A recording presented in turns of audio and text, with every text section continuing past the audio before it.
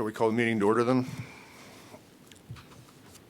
I guess the first item on the agenda here is roll call. Present. Present. Here. Yep.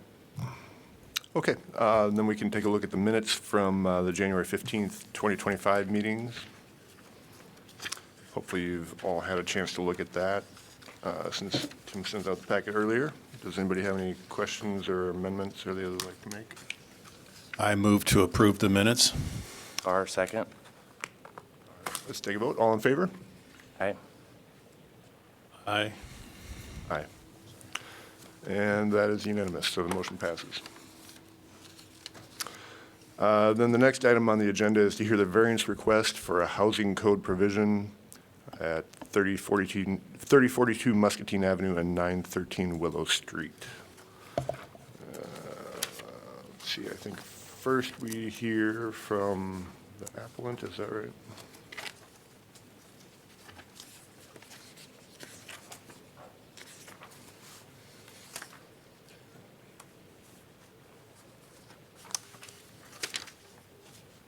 Is that Mid-Stage Development, is that you?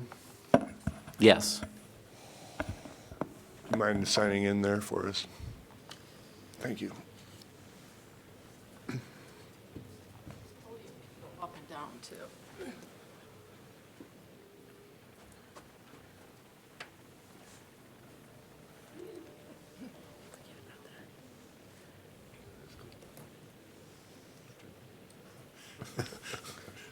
So, Midstate, doing business as Autumn Park, has these two properties.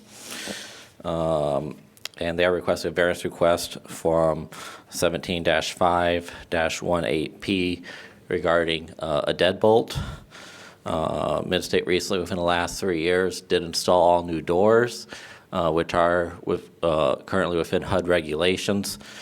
We did attach a copy of those. I think it's page 27 of the packet. The NSPIRE, National Standards for Physical Inspection of Real Estate. So adding deadbolts would damage the doors under the HUD standards, which would potentially require replacement of all 64 doors, which would be a significant expense. The property is already secured as there are locks to get into the main property, and then of course a regular lock to get into each dwelling unit. And just for adding deadbolts, assuming we could even do that and stay within HUD standards, would be the cheapest quote we were able to get, where it was $16,000 to update this for all 64 units. So we would request a variance as to this due to the difficulty and expense and hardship, and the units are already secured from the outsides as well. So we feel it's within the spirit of the code for a variance to be granted. You said you just replaced the doors recently? All doors were done within 3 years.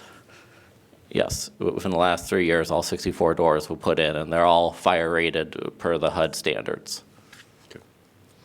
And this is a new item in the code for 2024, is that correct, that it needs to have a deadbolt? No, this is a housing code violation, and Stan can speak to that. Oh, okay, all right. Anything further you'd like to add? Is there anything you guys wish to add? You guys have any questions? No, nothing further this time, unless you have any specific questions. I do have you had said page 27, as far as, I assume, damaging the door would be adding the additional. Yes, it'd be adding a hole to the door, and which is not allowed under that standard that the HUD is making us use. And these are all rent-controlled units, so it's not easy or feasible to raise rent to recover this significant expense of replacing all these doors either. Installing a mortised deadbolt, is that what that is? I'm not certain of the exact type of deadbolt. I don't really have any. It's a mortise locked? I doubt it. It's probably just a bored hole with a, well, it would So- be mortise in the style there, but we have seen situations like this before. If it's a rated door, when you deal with a rated door and alter it, the company that's rating it, Oh, voids the warranty. Yeah. well, Or- but they do allow alterations to it, but you just get approval from them. Okay. And I don't know if that's where the $16,000 is coming from, or if it's just a matter of thinking that you have to take the doors out and replace the doors. But the, 16,000 is just for adding locks. just for adding locks. So it's them probably certifying that the door remains fire rated. Okay, thank you. And that was just for the adding lock. That wasn't for certifying it remaining fire rated. That was just the contractor quote for adding locks. Yeah, did I see another quote for like 64,000? Is that correct? Yeah, there was 3 quotes in there, one which went up to 64,000. I assume that's replacing all the doors, or, I guess that was just the locks. okay, all right.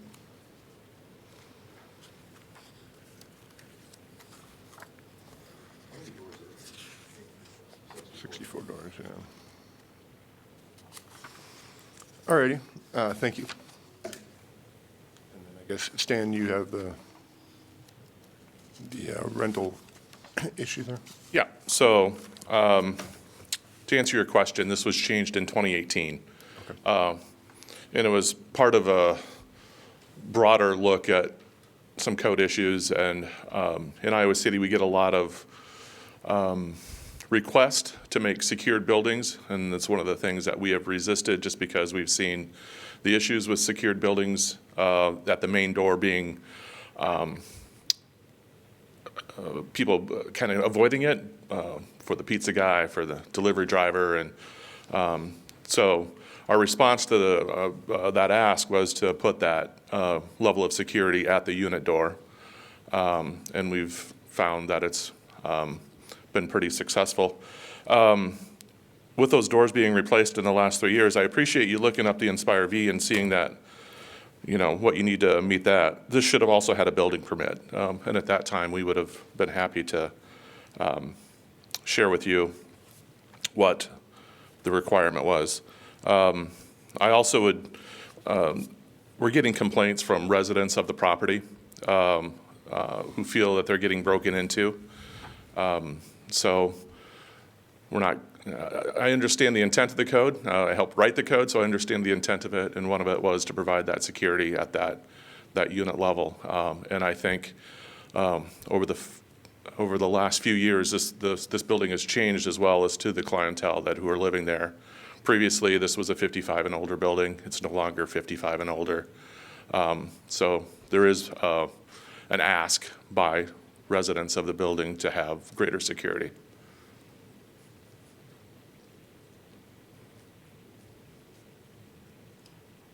Do we have I mean, is there a number of tenants that have asked for that, or has there been police reports or like documented?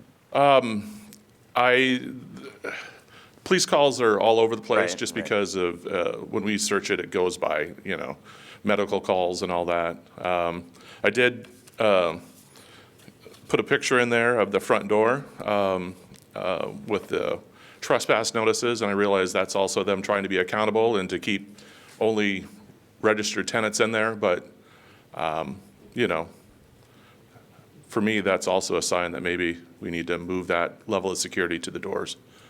And then can you just maybe explain to me I'm familiar with the City of Iowa City rental inspections, and that would be the rental permit that's issued from the Yes. city and the governing body. Yes. Do we also have HUD department officials that are going to do inspections on this, or? Yeah, this is a HUD inspected property as well. Inspire V just came out, and you guys are under that, not Inspire V. You're just Inspire. Yeah, because I will be inspecting to the Inspire voucher standard here shortly when we do inspections there too. Okay, but there would actually be a separate inspector from HUD that would come and Yeah. do that? Okay. And then who has the ultimate jurisdiction? Who wins on that if there is a conflict as far as inspections? Very good question. I think you still have to be in our mind, you still have to be in compliance with the Iowa City Housing Code. I would assume HUD standards would not prohibit deadbolts. They do not prohibit, they do not require, but they do not prohibit. So they're more worried about the fire resistance then? Is that what I'm Yeah. gathering? Okay. Yeah. Certain states, so the Inspire standard is new. Certain states have modified the HQS standards in the past to require deadbolts, but at a federal level, it's not a requirement.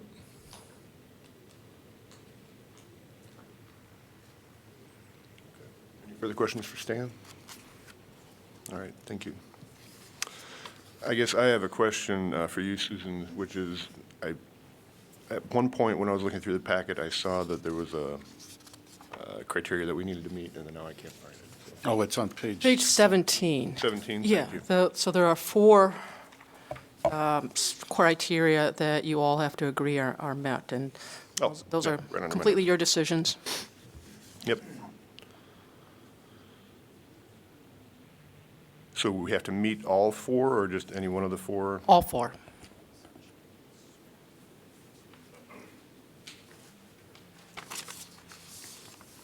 Are we in discussion phase? That's a good question. Does anybody else, are there any other presenters, or anybody who wants to say anything? Then I guess we are in discussion. So we're closing the floor. So the four items that we have are, there are practical difficulties or unnecessary hardships in carrying out a strict letter of any notice or order. Number two, due to the arbitrary particular circumstances presented, the effect of the application of the provisions would be arbitrary in the specific case. Number three, I had to paste this one into the AI to say, what is it saying? An extension would not constitute an appropriate remedy for the practical difficulties or unnecessary hardships in its arbitrary effect. So we can't just kick the can down the road, is what that means? It's saying that you can't give an extension as kicking down the can, yeah. And number four is the such variance is in harmony with the general purpose intent of this chapter in securing the public's health, safety, and general welfare. I've highlighted in my notes on number one, unnecessary hardships. And I think it was just referred to as expensive instead of unnecessary. Sure. And then, Might be a practical difficulty then, right? If they don't, the cost. But, go ahead. correct, yeah. Good point. And then the other things I had is arbitrary was highlighted. And then of course, number three has the extension word I highlighted. But number four, it's safety.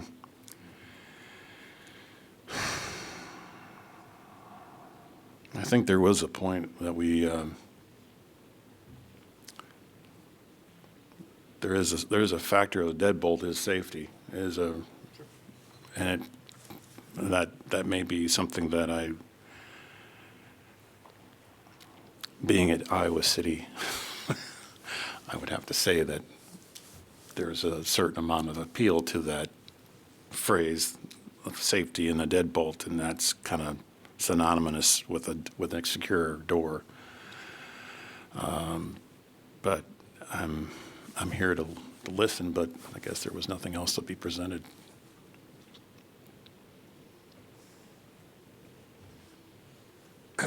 Yeah, I could understand here there's a practical difficulty for sure. I mean, it's not an insignificant amount of money.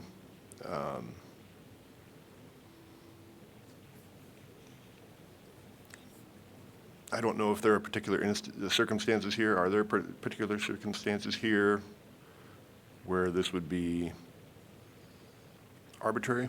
It seems like it's kind of an across-the-board thing in general, but I think for the use, what's that? well, it's for the sake of,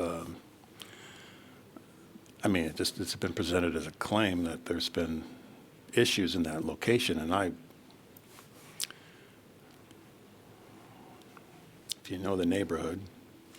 I mean, it's understandable if you had 64 people in a building or 32 people in a building, that's not a totally secure thing, right?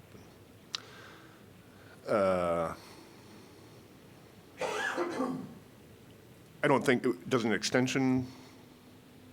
It would be delaying Doesn't the- help anything. It's giving them sometimes they want a variance in regards to a time extension for them to resolve the issue. Yeah, fair, and that might be appropriate here, it takes some time to get that problem, get the. But you need to meet all four, right? You need to go Yes. for it, yep. Yeah, and so I'm bumping heads with number 4 because I can't see how this is arbitrary to safety, and it's an enhancement to the code that is a local jurisdiction, and I'm just kind of thinking, I have a hard time trying to convince others thinking that a deadbolt is arbitrary. Fair, yeah, So that's why I'm like, yeah.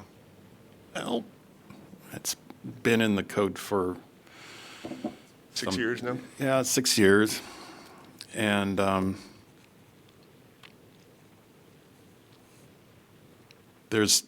think there is a different perception of a door's security with a deadbolt on it versus a cylinder lock only. I would just chime in when I look at this, I just have to simplify it in my own mind. I don't think we meet all four of these. I think it's, number one, as the landlord, I would want the deadbolt there. I wouldn't want a variance to have the liability issue that something bad happens, an assault, something worse. I'd want to know that we at least tried that. Two, I think it's also a reality of this is why codes are complicated. This is why you get building permits to find out why, what you need to do before you do the work. I think probably at least 2 of us on here, probably 3 of us have had issues where, yep, we thought we do the code. We learned an expensive lesson. I would say from a practical manner, I have a hard time justifying that all 4 of these are met, period.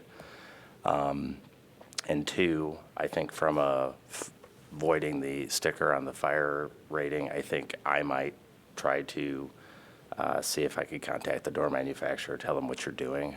I think you might get a pass on that as well, so you don't have to go the $64,000 route. Maybe you can have your maintenance guy systematically pick these off would be the way that I would try to do that, but, or do some sort of auxiliary lock that would work from the interior. I don't know code-wise what would work, but bottom line is I don't see all 4 of these are met. I think safety trumps all of this. That's why we have the code. Typically, if you peel the onion back enough, the reason we have codes is something bad happened and we're trying to prevent it from happening again. Whether it's a deck falling off something in Chicago or somebody getting hurt somewhere else. So I feel bad, but there's no way I see all 4 of these met, period. Any further discussion? In that case, I would hear a motion one way or the other.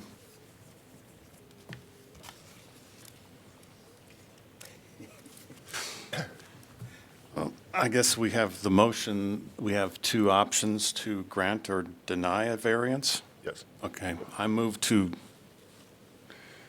deny a variance for this specific case. Is there a second?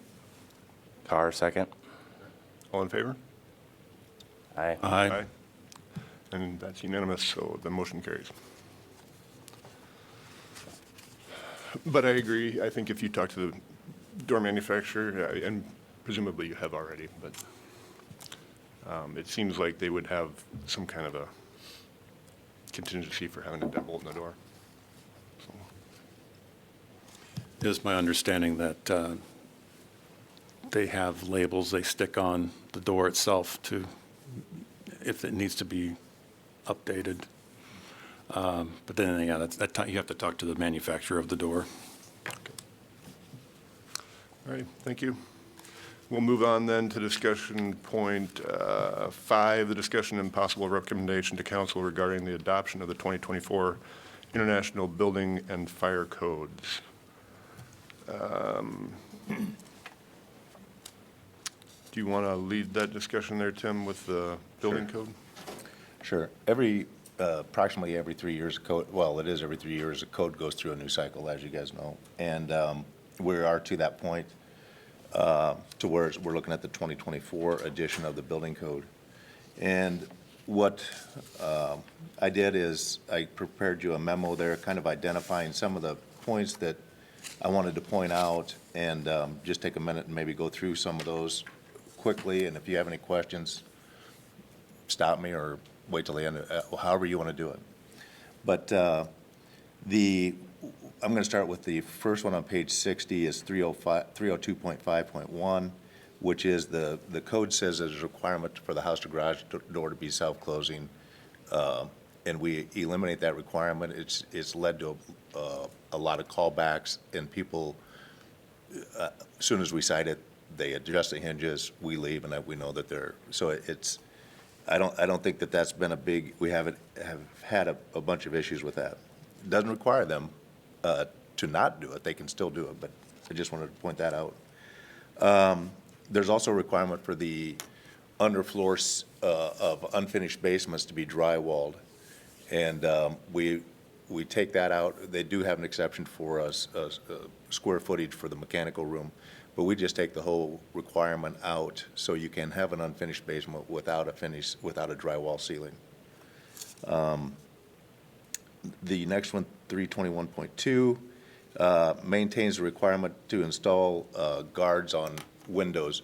They put in the code several cycles ago the requirement that if your window is lower than 24 inches, there's a distance less than 24 inches to the floor, that you have limiting devices on, or you put a guard in front of it. And we've taken that out for a few cycles, and I think that's, and allowing it, now requiring it, has given the window manufacturers time to adjust to that requirement, and now they're manufacturing windows with these opening limiting devices on them.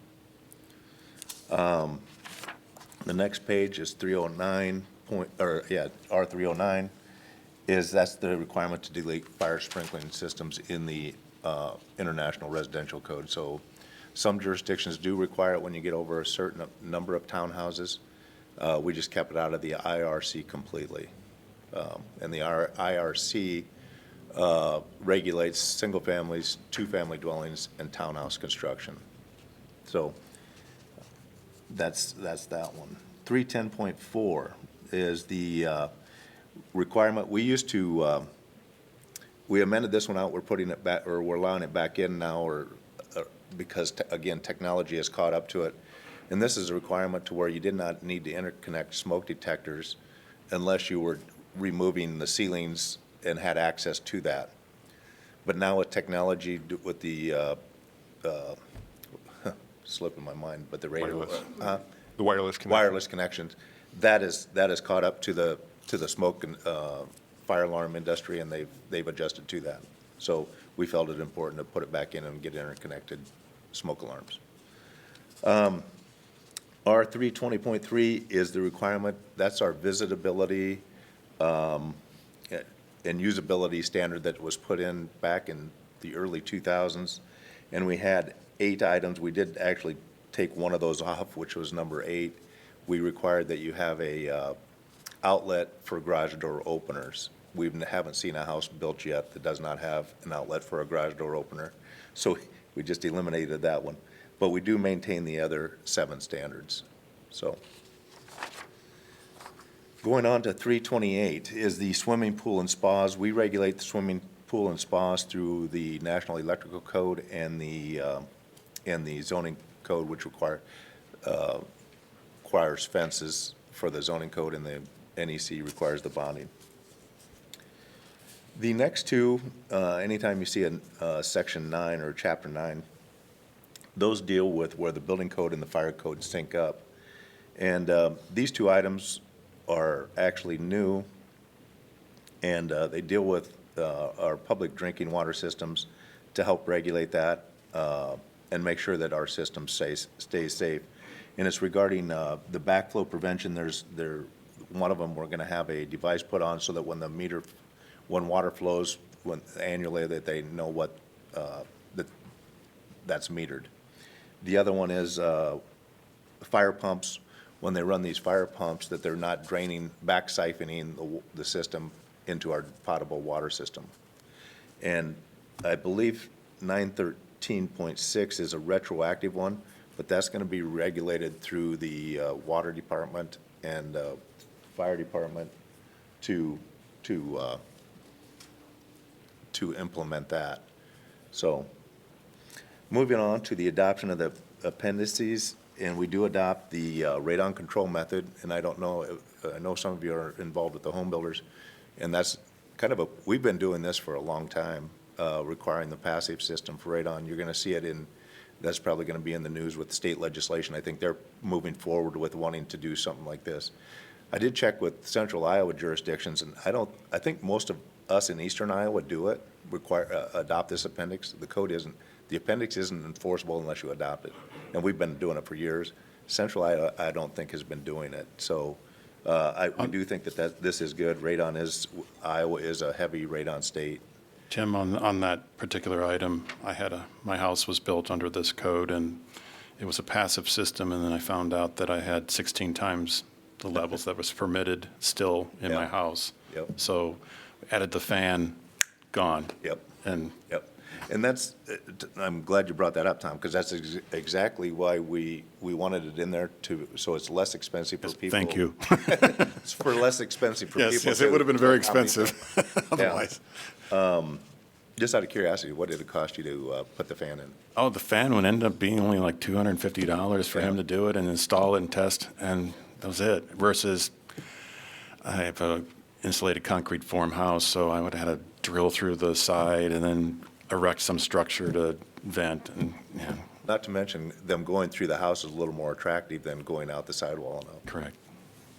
I had two quick questions before we get into some of the fire stuff.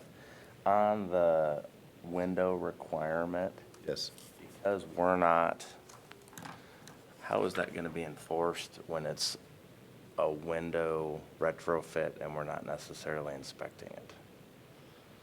Does that make sense? Yeah, that does make sense. And actually going to the next item on the code, or the adoption, is Appendix BO, which is existing buildings and structures.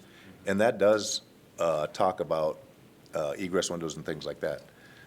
I understand your question, but I don't just think it'd be I a don't good- know, good way to do that, and I feel it Yeah. also pertains to the fire and smoke alarms, because we used to require that when we do windows, which I thought was Yeah. great. Yeah, People would complain, I'm like, if we save one person, this is great. yeah. But it'd just be nice, I don't know what you'd be able to do, but it'd be nice to, For a retrofit? well, we don't always require building permits, so there's nothing that would trigger that Right. inspection. So Right. we have new codes. Right. And we go, or Andy and I go replace windows, and Yeah. it would meet that, either the, fallout thing you're trying to Yeah. get at. So- But nobody would know about, actually, they wouldn't know about it because a permit wouldn't even be required. Right. And then all of a sudden there's a liability, or there's a tagged on a house inspection. Yeah, In my particular case, we had to construct a pipe in front of the window.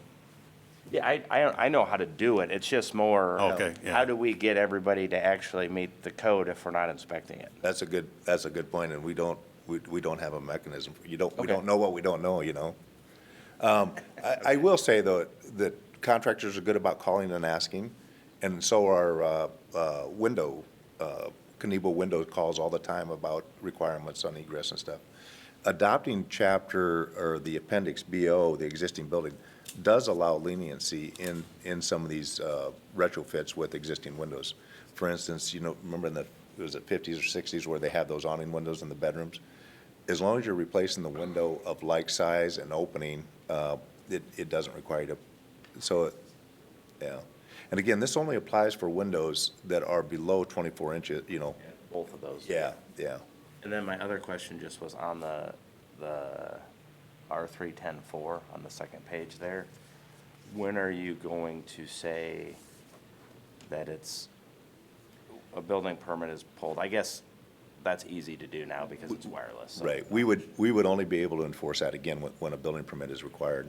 So if you're putting a new deck on the outside, we don't go into the existing house. And that is really the only time the building code, the residential code goes into an existing structure or requires something outside the footprint of the work being done is smoke detectors.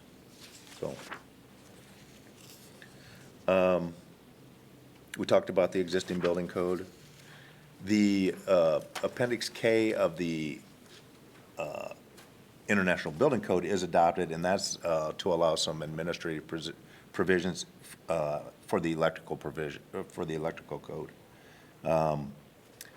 The existing building code was adopted by reference. The building code specifically says if you're doing an existing building, you shall review and enforce to the existing building code. The energy code is a state mandate. We do not, I think we talked a little bit about this, but they're limiting us to the 2012 International Energy Conservation Code. Accessibility code, there is a chapter 11, I think it's 11 in the code, that is accessibility, and what we've done is we amend that out because you have, with accessibility, you have state regulations, or you have federal regulations handed down to state regulations, and then we have home rule, which we have our own regulations, or can have. We amend that out. We've been doing it ever since I've been here, and we're just allowing, that allows designers to just worry about the federal and the state, which we are obligated to enforce to anyway. So we don't complicate it anymore. We just say, we take that out and we just go to the state, which that provides you two options really, which is the 2009 International, Chapter 11 and 2009 code, or the ADA Accessible Design Standards. And so anyway, the plumbing, mechanical codes, the state pretty much regulates that. We just pull it out of the code and adopt it exactly what the state does. We do have to put a provision in about the administrative provisions, which allows the Board of Appeals, the issuance of permits and things like that. And that's the same way with the electrical also. I separate them or don't put them together because it's two different divisions in the state code, in the state legislation. So that's kind of it in a nutshell. If you have any questions or concerns, or have you heard anything about the 2024 code that's you want to talk about? And I don't know how you want to do it as, Andy, if you want to Yeah, do we want to act separate on these each one out? individually, or? I suppose we may as well, just to keep things clean. Are we talking about, like on page 87, I have on section 307.1.2? 87 would be the fire code. Oh, we're not there yet? Okay. That's what we're talking about. Yeah, we'll just do the building side and then we'll do the fire side afterwards. All right, cool. You're not going to do each individual. I am not going to do each Okay. individual. Well, unless you No, thank you. want to make a motion to adopt certain individual ones. But do we have any discussion on that? Any further discussion? No? Okay, then I'll entertain motions at this point. I will move to approve the amendments presented by Tim. Can I just make a clarification that I think it's a motion to recommend to council adoption of the 2024 building codes as amended? That's my skill level. Recommend, a motion to recommend the adoption of the codes to move on to council. I hope they'll fix that in the minutes. I second. All right, all in favor? Aye. Aye. Aye. All right, that motion carries. And, yeah, since that was unanimous, there are none opposed. So we can move on then to the fire codes. Good morning, Troy Roth, Iowa City Fire Marshal. Much as the last item you had, the fire code is updated every 3 years, and it's Iowa City's desire to keep the fire code and the building code on the same version. As Tim said, Chapter 9, much of Chapter 10 were almost identical, so if we don't keep them on the same version, it can cause differing rules. This addition to the 2024, the changes are minimal. And I've also got a memo for you for I pulled out some of the things that stood out to me. You know, the scooters, micromobility devices are prolific in town. Obviously, Iowa City supports those, less engines running, more electrical. But to date, it was never in the fire code. And this new section just regulates in apartment complexes, in businesses, how and when and where, and the requirements for charging. Many of the failures have to do with the charging of these devices. 903312, a modification to the NFPA 13R. So apartment complexes that are 4 stories tall are allowed to have the residential version of the sprinkler system, where the Where is that one? 903? the second one, it's page 83, 903312. Thank you. Oh, okay, thank you. So apartment complexes, 4 stories and below, are allowed to have the residential version of the sprinkler system, which is much less cost than the full version of the sprinkler system. But there was a height modification in item 2, which would often preclude a 4-story building. It would shove it into the full 13 system. So all they did is they put this 45-foot requirement. So it's going to allow more apartment complexes that are 4 stories tall to use the residential version of NFPA 13, the sprinkling requirements. 90534, long ago, schools weren't sprinklered, and they required this standpipe on the stage with the hose because of the extreme flammability of the large curtain. And so this deletes that out because the school is going to be sprinklered at this point. 90335, you've already seen this from Tim. This is a local amendment. All sprinkler systems have backflow prevention.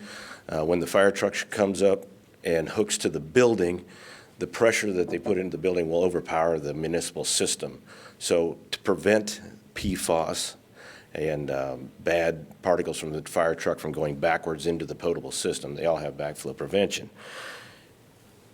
The water department is concerned that there could be hidden leaks in the sprinkler system, and sprinkled water is not metered. And so this puts a certain sort of backflow preventer that allows a meter to be put in and doesn't restrict the flow of the fire water. The city has no intention of charging for fire water. This is just to help detect systems that are got a chronic leak that's hidden. And then the, as Tim mentioned, the 9136, we have got some large manufacturing plants that have their underground loop after the fire pump, so they have the ability of 3,500 plus gallons per minute, and if that fire line breaks underground, there's no back pressure. So if one sprinkler head went off, it would be minimal, 150, 200 gallon a minute. But if the fire line underground breaks, you have the possibility of 3,700 gallon a minute, which instantly takes the city's system down. And if we get too low, then we'll be under a boil order. So the NFPA does allow certain devices that will make certain that these large facilities can't pull our municipal system too low and cause harm to the municipal system. So this is truly a community risk reduction effort here, and the city is getting pressure from the DNR to take steps to better protect our potable system. Appendix O is kind of interesting. This is a new appendix, and it's catching up to what's happening all over the U.S. already. So valet trash service, and it's happening in town here already, is in an apartment complex, you have to have an approved container, but at night, you set your trash outside of your apartment, outside your door in the hallway. Well, this is a huge change because in the past, you couldn't set anything out.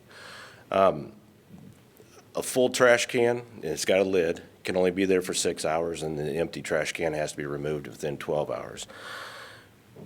The fire department, in discussions with the building department and the housing department, we've decided that we're going to try it till, I mean, it's going on all over the place, and we want to be progressive, and if this is the way things are going, we're going to allow Appendix O into the fire code. I can take any questions you have on the rest of the local amendments. So that would be like beyond page. Yep, the whole rest of the document. It's just a question on section 307.1.2 regarding hours of operation for outdoor burning allowed by this code is permitted between the hours of 7 a.m. and 11 p.m. Outdoor burning, can you, Yeah. what is okay. that? So this is just the fire pits, right? Okay, the fire pits. Burning of leaves, burning of grass, burning of wood, waste of any kind is prohibited. The city does support prairie grass burning. So if a person has a prairie grass installation, they can come to me and get a permit for that. So open burning, that is the only thing permitted in the city of Iowa City. Of course, the city itself has tons of prairies all over town that has to be maintained. This is the fire pit, and this section allows the fire pit. And so what we've done to try to balance it, you can have your fire pit, but don't be a nuisance by going all night, and then someone calls at 2 in the morning because there's a fire over there. It's just saying, if the outdoor burning is happening, it's 7 to 11, and that would be permitted too, like the prairie grass, 7 to 11. It's just kind of a common sense thing. What's permitted for outdoor burning? Prairie grass, That's it? Okay, and, with a permit, yeah. and then an approved fire ring in your backyard. Oh, And it's for enjoyment purposes. You can't put a fire ring out, throw your leaves in there and walk away. I mean, it's while you're sitting there enjoying Correct, the okay, fire. okay. And it's just limiting the hours. Yep, just limiting the hours, 7 a.m. to 11 p.m. That's all that's doing. What was the do we have any time restrictions on the fire pits before? I'm sure it's phone calls that, yeah. Right, no. But we did not? No, we did Okay. not. I do want to comment. Troy brings up two good examples of why I think it's important that we update the code every 3 years, and it was his number one, and I remember this going to code update classes or seminars on this, is the power micro mobility devices. And just think about your own homes. We were talking about earlier about phone chargers. Those are battery now. I mean, they've always been battery, but all these houses, scooters, they're actually, one of the seminars I went to set in these bigger cities where people are relying on the e-bikes and everything, they're actually in the mechanical rooms are actually putting up racks now for all their batteries. So this gives us the opportunity to, how do we deal with that? And the other one was, I believe your last one, the trash valet, an example of society moving forward and the code being 3 years behind. But it gives us, as a designer, when you ask, how do we deal with this? This is how we deal with it. It gives us those tools. So I think those are two important items or examples of how the code adapts to society. Yeah, I guess my one question on that, the micromobility devices, is that for commercial buildings? Is that for residential Well, or both? So, the fire code is only commercial buildings, so apartment complexes, everything else. The fire code does apply to residences, to the exterior wall. So the fire code can dictate the water supply, how you put your address up. It's contrasting to the back. It can be seen from the street. The fire code does not penetrate the wall of a residence. And that's only if it's built to the International Residential Code. With that said, we may be getting an appendix in the next code cycle in the IRC to give us the ability to answer those questions. We also build into our amendments that we have the ability to reference any ICC standard. So if it does come into a residential, we can at least use that as guidance on how do we interpret that or enforce something. Thank you. Any further discussion on any of these points? In that case, I would entertain motions. I move to adopt I move to recommend the further adoptions, additional adoptions of the fire code to the city council. Does that say that? Carr, second. All right, all in favor? Aye. Aye. And that's unanimous as well, so that carries. And I believe the next item on here is adjournment. So do we need a motion for that? Move to adjourn, Carr. Second, McInerney. All right, all in favor? Aye.